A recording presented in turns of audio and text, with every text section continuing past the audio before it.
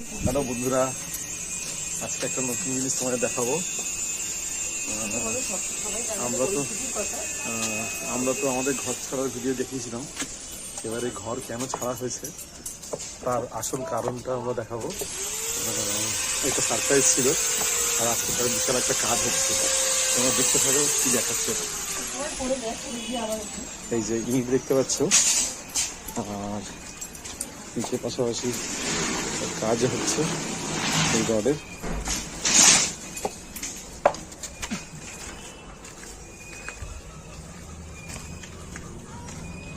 Rod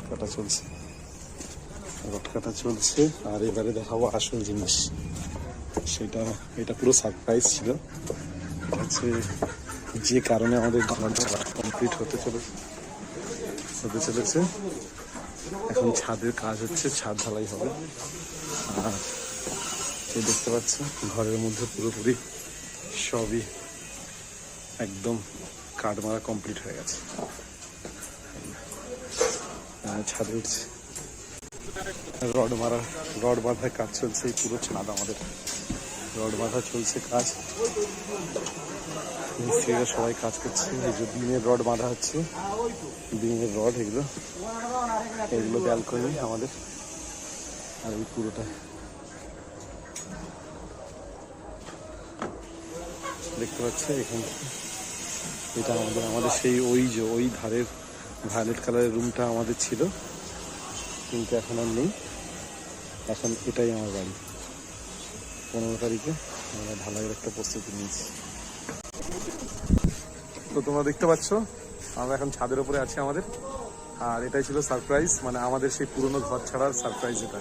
ঠিক আছে, এটাই। কেউ ফেলে দিলেও উঠে দাঁড়াতে হয়, আর উঠে দাঁড়ালে এরকম ভাবে দাঁড়াতে হয়। তো আমাদেরকে ফেলে দিলেও আমরা রুম ছেড়েছি, তার বদলে আমরা বাড়িতে এসেছি। আমরা দাঁড়িয়েছি, দাঁড়িয়েছি। মনের শক্তি দরকার, আর আমাদের এটা স্বপ্ন পূরণ এক প্রকার। তাহলে কেউ হারাতে পারবে না। আমরা কখনো ভাবিনি যে এরকম একটা বাড়ি করবো। দেখতেই পাচ্ছ প্রায় স্বপ্নটা অল্প অল্প করে জুড়তে একটা জায়গায় এসে দাঁড়িয়েছে স্বপ্নটা। তো যাই হোক, তোমাদের সবার কাছ থেকে গুড উইশেস আশা করি, যাতে আমাদের ছাদটাও ঠিকঠাকভাবে কমপ্লিট হয় এবং ঘরটাও কমপ্লিট হয়।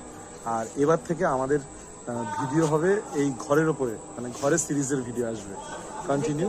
তোমরা দেখতে থাকবে, লাইক করবে, শেয়ার করবে, কমেন্ট করবে, ঠিক আছে। আর আমরা একটার পর একটা ঘরের ভিডিও দেব, আর ঘরের আপগ্রেডেশনের ভিডিও দেব। আর তোমাদের কাছ থেকে অনেক সাজেশন নেব যে স্বপ্নের ঘর কিভাবে সাজাতে হয়। তো আজকের মতো এইটুকু, টাটা।